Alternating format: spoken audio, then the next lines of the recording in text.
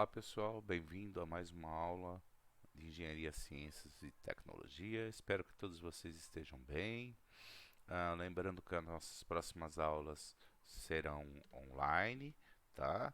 Então serão ao vivo e no horário de aula de vocês. Será passado um link para vocês, vocês acessam esse link no horário da aula, ok? Daí a gente vai estar lá presente fisicamente. Fisicamente não, né? Virtualmente na aula. Bom, vamos lá. A gente vai falar hoje sobre cientificidade do conhecimento, tá? Então vamos lá. Conhecer bem um tema significa dominar com a necessidade e profundidade as explicações existentes sobre ele, no passado e no presente, e sobretudo saber explicá-los por meios próprios, melhor do que outras explicações. Isso é uma frase de Demo de 1985 sobre conhecer, sobre conhecimento, que ele fala sobre conhecimento. Então, na realidade, é exatamente isso. Tudo que você for fazer novos conhecimentos, apresentar novos estudos, vocês vão precisar fazer que seja que vocês tenham bastante conhecimento para poder explicar sobre tudo o que é essa nova conhecimento, essa nova ideia que você teve, tá? Esse novo conhecimento que você está tentando passar. Essa consistência em definição é a capacidade do elemento ser homogêneo, firme e resistente. Isso se aplica a uma obra científica quando é profunda, apoiada em argumentos científicos sólidos, não é superficial. Tem sua comprovação na experimentação e uma de suas características mais marcantes é que quando ela é atual, atemporal, mesmo em discussões futuras, pois foi enraizada em argumentos estáveis. Então, assim, quando você for fazer qualquer obra científica, vocês vão criar alguma situação, um método diferente de trabalho, um produto diferente, algo que seja diferente, que exija um conceito, vocês vão ter que ter todos os argumentos científicos sólidos, tá? Não posso chegar simplesmente e falar, vou fazer isso porque acho que dá certo.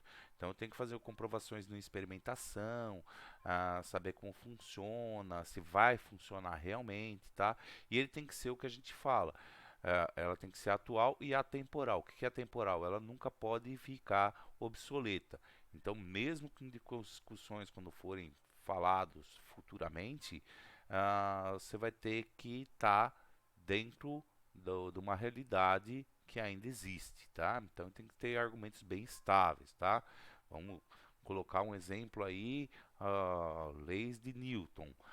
Foram criadas lá atrás, em tempos bem remotos, e até hoje a gente usa elas e elas são atemporais, tá? Elas podem ser discutidas, mas elas têm argumentos estáveis, então não tem como contradizer o que ele disse, tá? Até que alguém consiga mudar ela e contradizer ela, mas por enquanto ninguém contradiz. Para se fazer esses conhecimentos aí, gente, para se fazer um estudo científico bem elaborado, vocês precisam ter alguns critérios, tá? Quanto à forma desses critérios aí, nas obras científicas aí. Primeiro é a coerência. O que é coerência?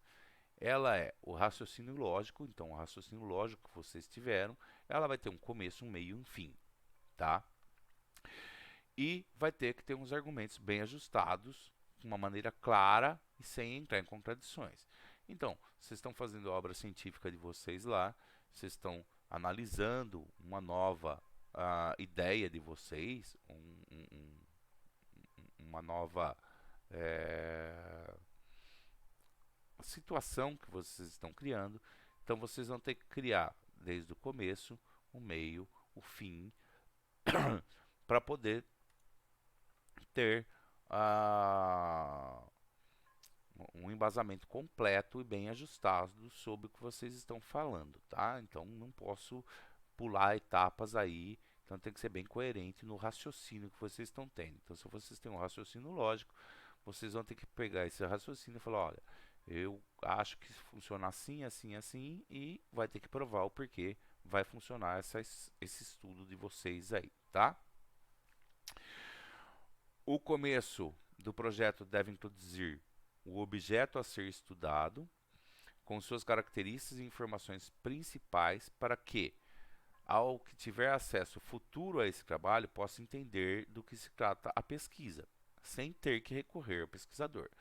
Então, tipo lá, vocês estão fazendo uma pesquisa de uma situação nova, ou um método novo de trabalho, ou uma peça nova, alguma situação nova dentro da obra de vocês. Então, esse objeto vocês vão ter que criar a ser estudado, ele tem que ter todas as informações principais para quem tiver acesso, quem for ver isso no futuro, saber exatamente do que se trata essa pesquisa que vocês fizeram, tá? Então tem que estar todo detalhado no objeto o que você está querendo com essa pesquisa, o que você está querendo, que ponto você quer chegar com essa pesquisa, ok? Tem que ter consistência, ok? Que é a lógica da argumentação aliada ao contexto do texto. Então, ela garante que, tendo um texto consistente, ele é suficiente para resistir a argumentações que são contrárias, pois o conteúdo vai justificar. Então, lógico, gente, que vocês estiverem fazendo qualquer obra científica aí, qualquer estudo que vocês estejam fazendo, essa consistência lógica, o raciocínio lógico que vocês estão tendo, vocês vão ter que fazer um texto sobre ele e explicar qual é a lógica do texto, qual é a lógica desse objetivo, tá? Por que vocês estão fazendo essa pesquisa? Para que vai ser essa pesquisa? Como vai ser designada? Como ela vai ser elaborada, tá? Então, a consistência, em sua definição, é a capacidade de um elemento ser homogêneo, firme e resistente. Isso se aplica à obra científica quando é profunda, apoiada em argumentos científicos, sólidos e não superficial. Tem sua comprovação na experimentação. Então, lógico, quando vocês forem fazer, tudo tem que ser experimentado, verificar se vai realmente funcionar, para depois poder colocar em prática, vamos dizer assim, tá? Então, nós precisamos de todos esses argumentos. Então, nós precisamos ter uma consistência nesses pensamentos. Ó, gente, a gente está falando dos pensamentos ainda. A gente está formulando o que a gente vai fazer, tá? Então, tem que ter consistência. Vocês não estão colocando agora, criando o objeto de estudo de vocês. Vocês vão fazer toda a pesquisa, ter a ideia e vão tentar chegar num acordo aí do que vocês querem. Aí, a hora que vocês começarem a idealizar a ideia de vocês, vocês têm que começar a colocar tudo no papel.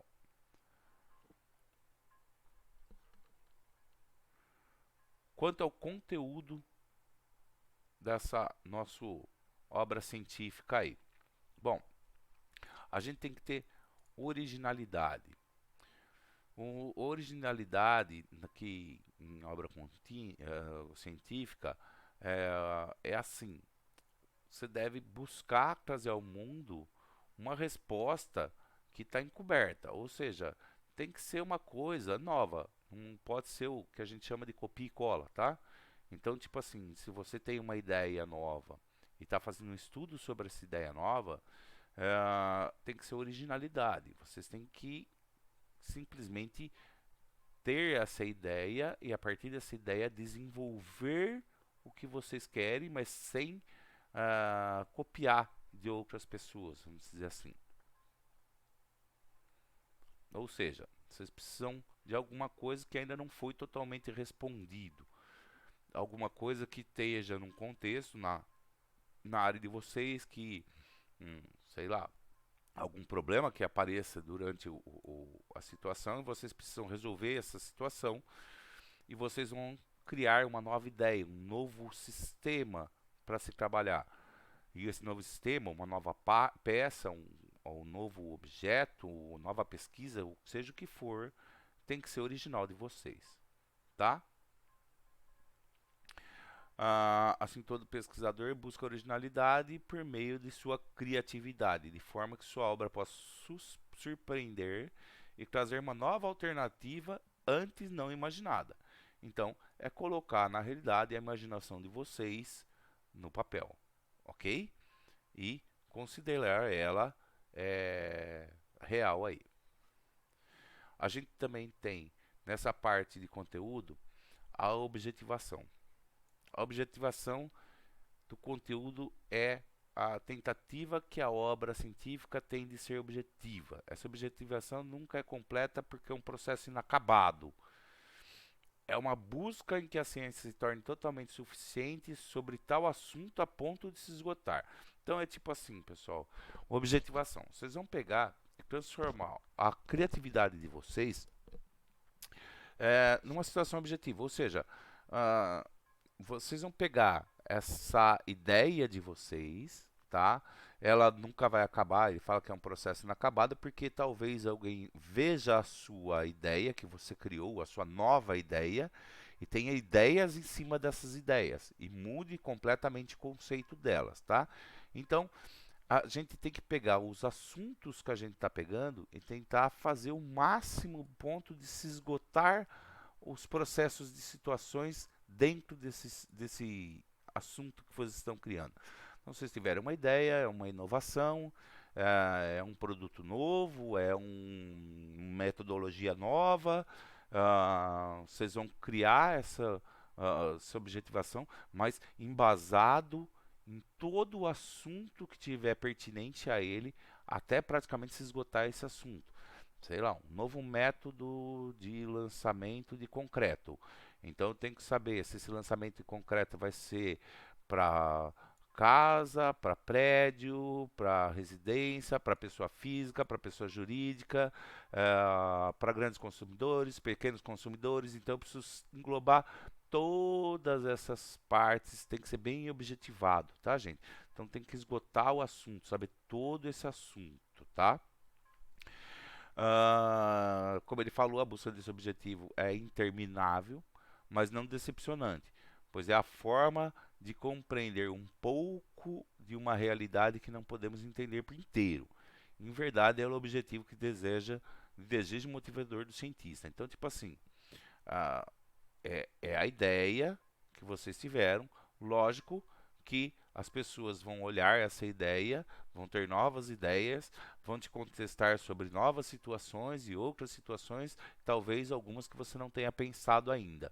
Então elas são praticamente intermináveis, mas não é decepcionante, porque às vezes a pessoa te fala, mas essa situação vai funcionar nesse determinado meio. Daí você vai falar, não sei, mas é um ato de pesquisa que você pode se aprofundar mais, tentar verificar se realmente vai funcionar nesse determinado meio, tá? Então é uma busca constante aí de, é, de soluções. Bom, nós falamos de critérios internos, vamos falar um pouquinho de critérios externos, tá?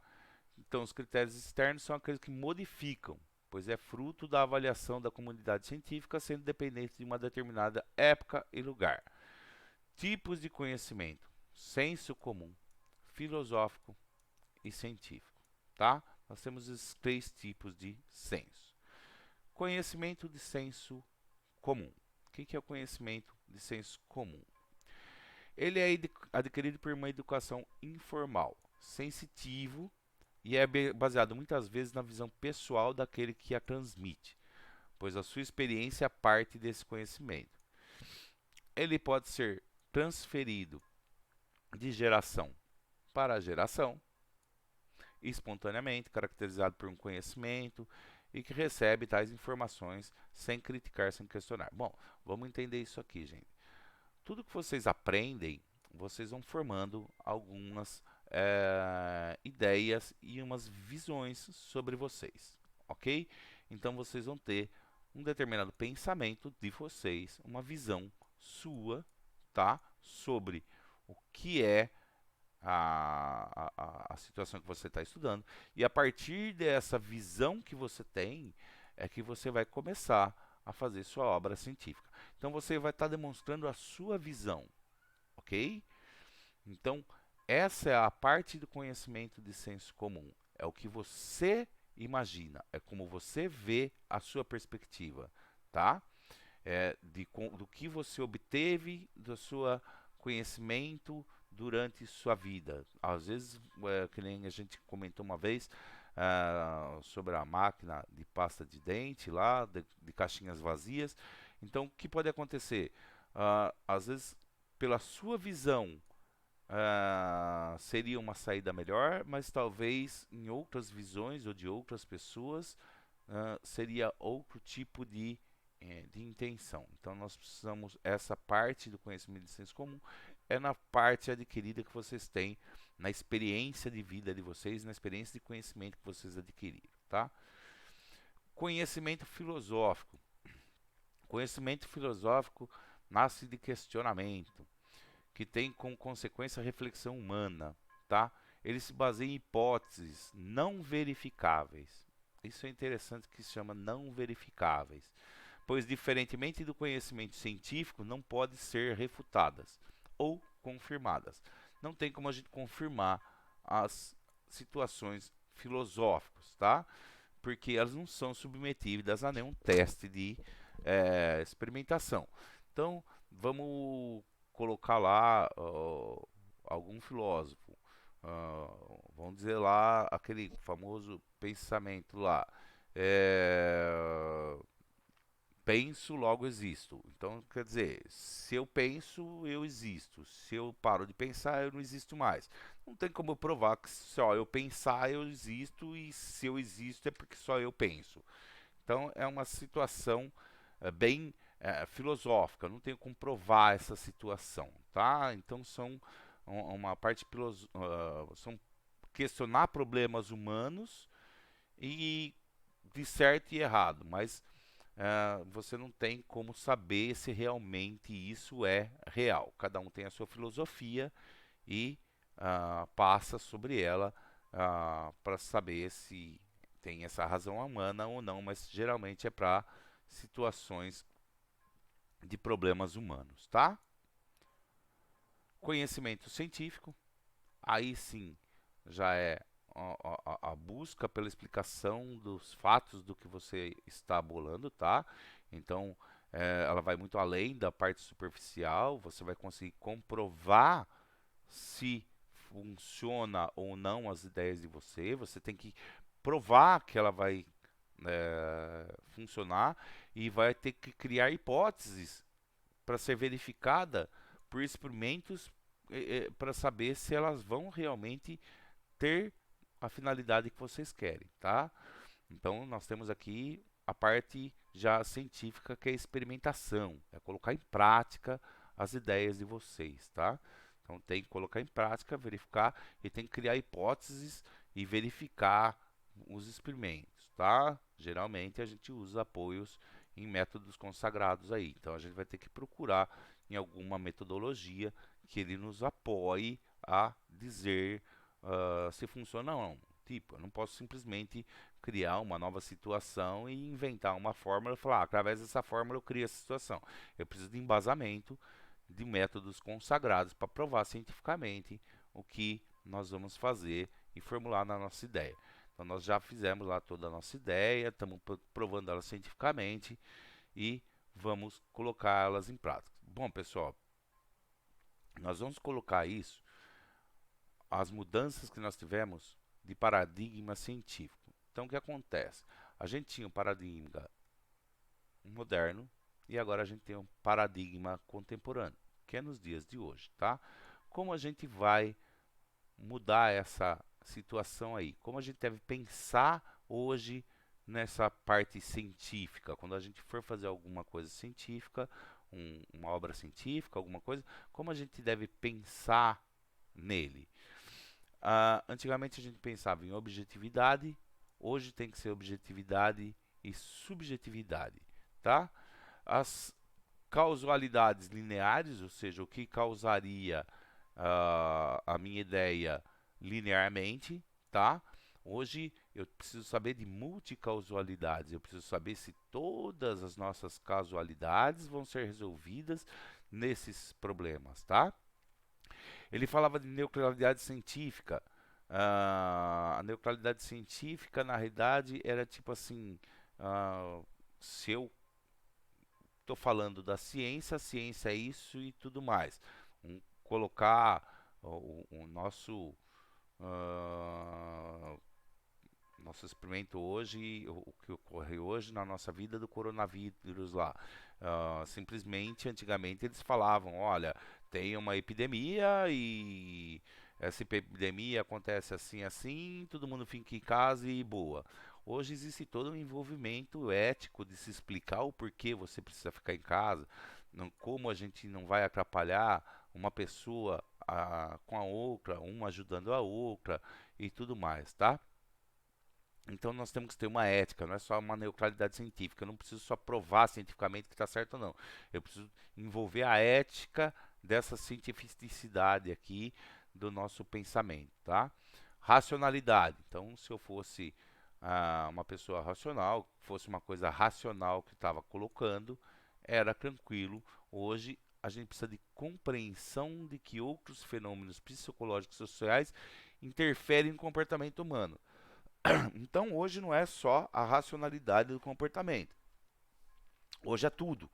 Hoje a gente tem diversos problemas sociais e a gente precisa estudar todos os nossos comportamentos humanos e todas as situações para saber se tem algum envolvimento ou não. Então toda vez que vocês estiverem fazendo uma nova obra científica, tem que parar para analisar essa parte aí de compreensão de outros fenômenos psicológicos, não só a racionalidade.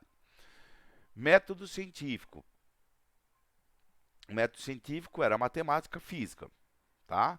Então a gente tinha sentido matemático, então a gente ia lá provar por fórmulas, falava, ok, está aprovado, é isso.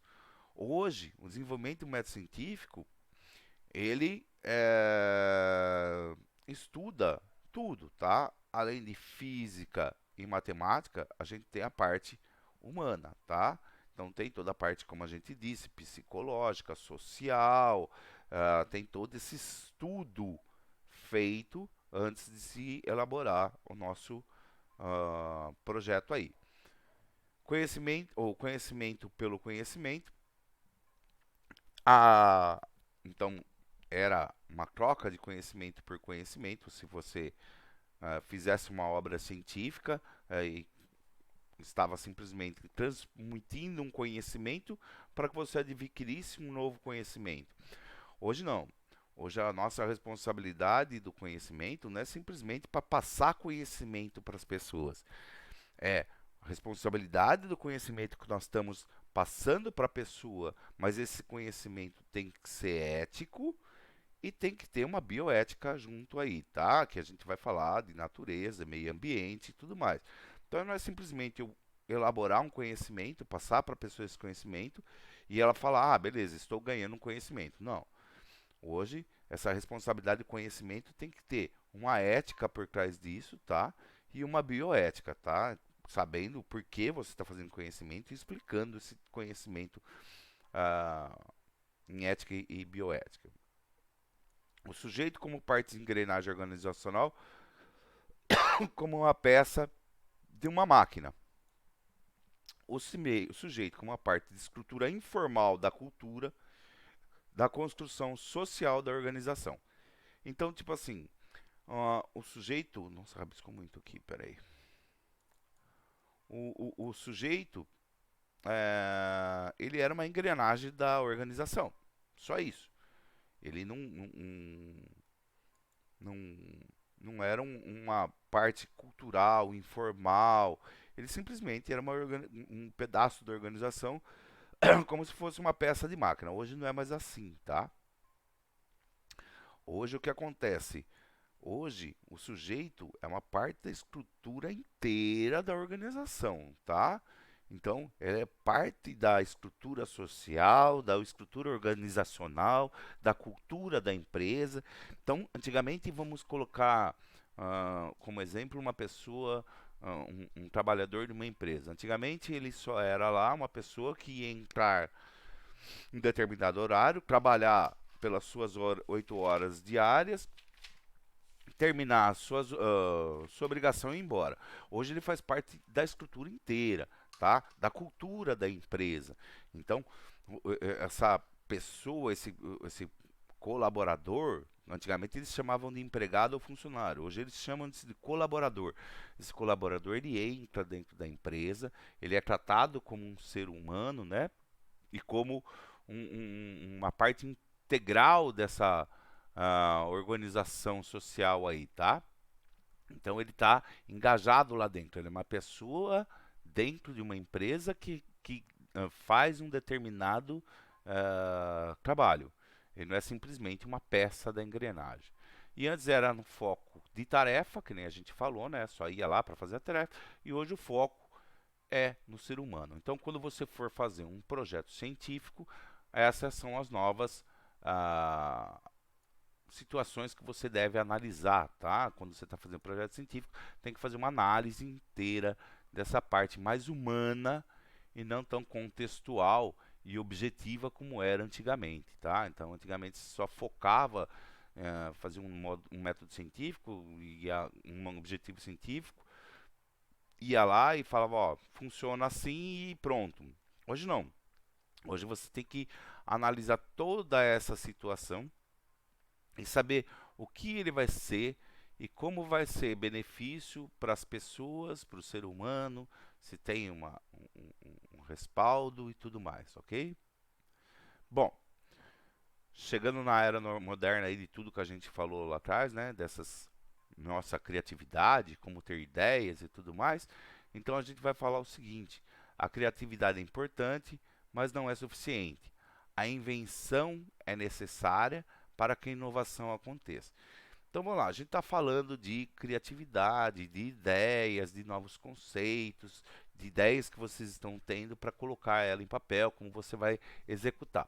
Então tá, só essa criatividade aí, ela não é tão importante não, tá? Então a gente precisa que fazer novas invenções, é o que a gente falou lá de criar inovações. Então precisamos dessas invenções para que umas novas inovações aconteçam. Então, para que tudo aconteça,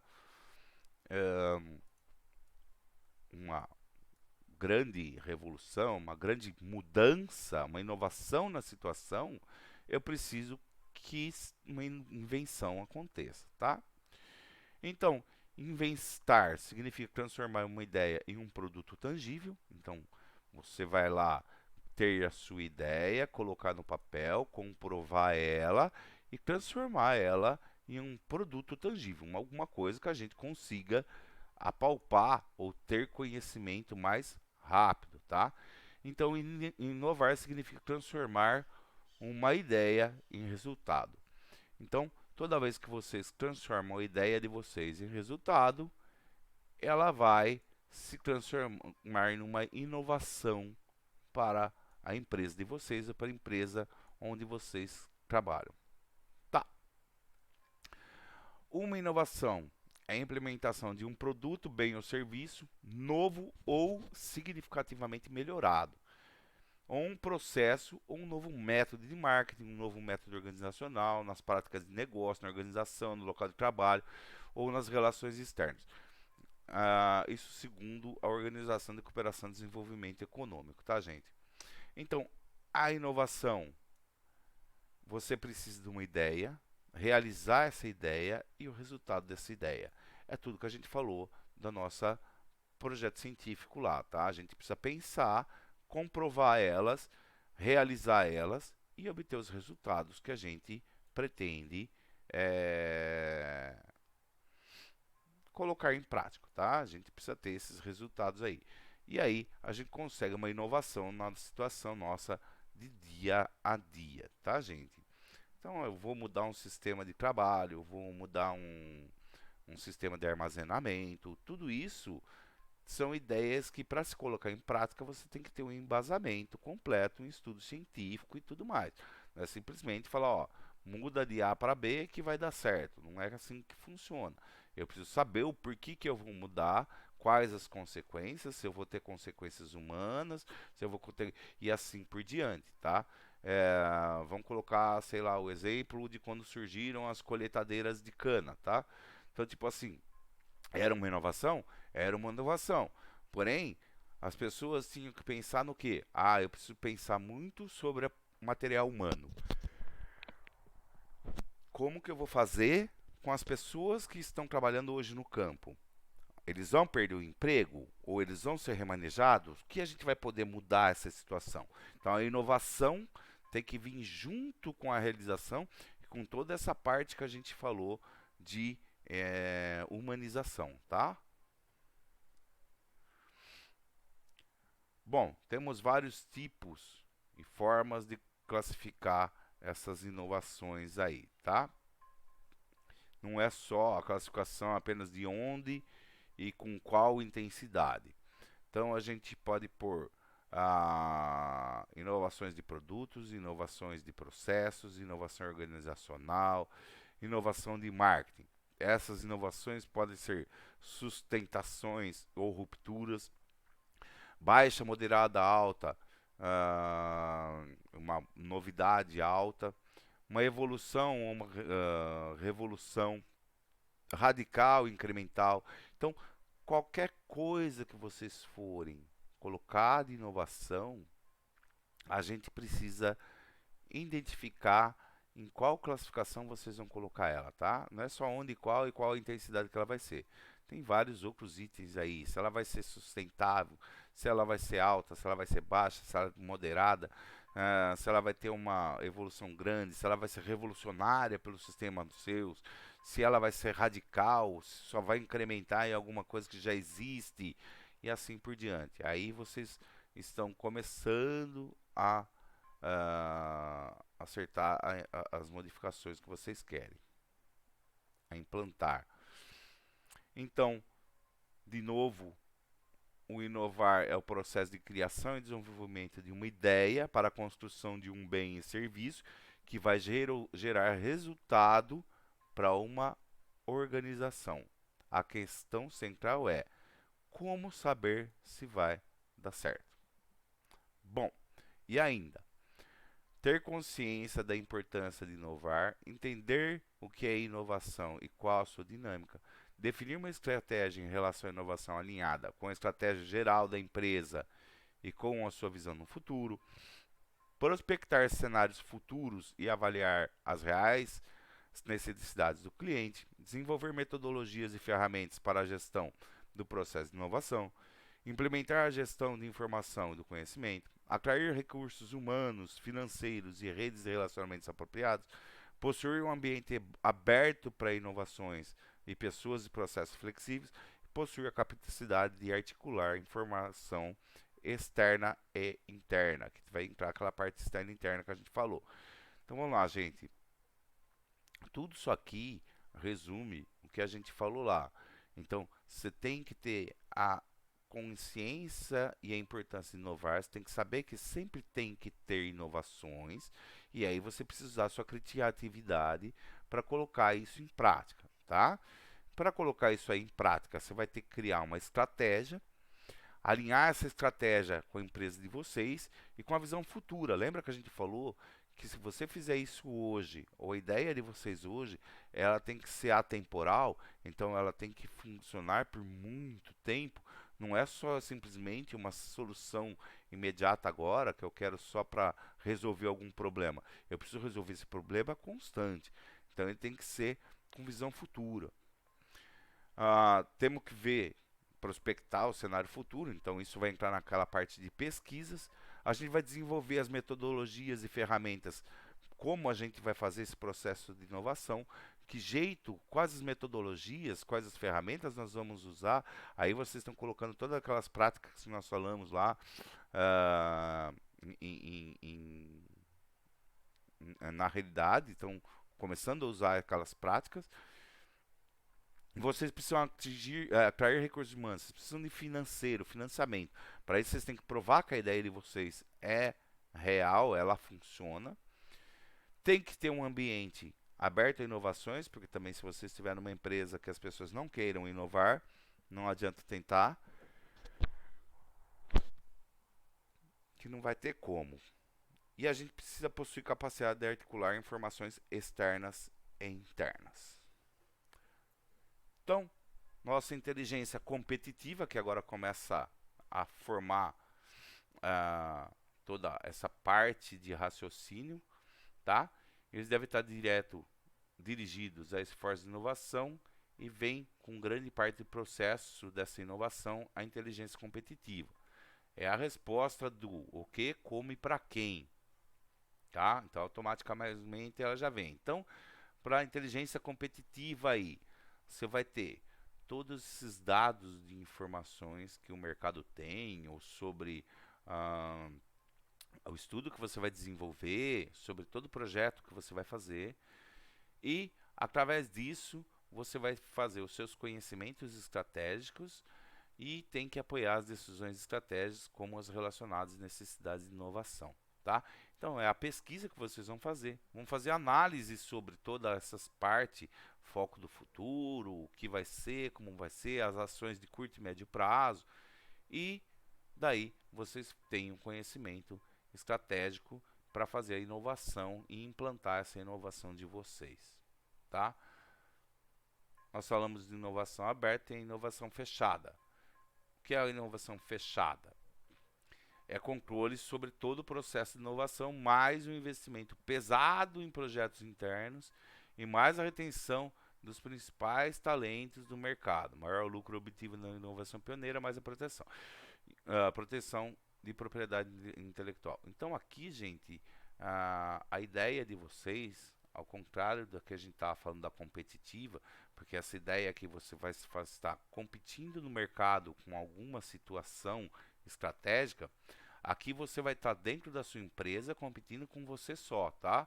Ou internamente com a sua empresa, com o seu mercado. Então todo esse processo de inovação que você vai fazer na sua empresa aqui, ó, é exclusivamente para a sua empresa. Ou seja, você vai ter um investimento maior porque é somente para você. Vocês não vão ter recursos externos. Mas, porém, se você conseguir desenvolver uma inovação nova no mercado, o que vai acontecer? Vocês vão ser o primeiro a ter essa inovação e vão ter um retorno, um lucro obtido muito maior, tá? Inovação aberta, que você comercializa essas ideias com outras pessoas do mercado, tá?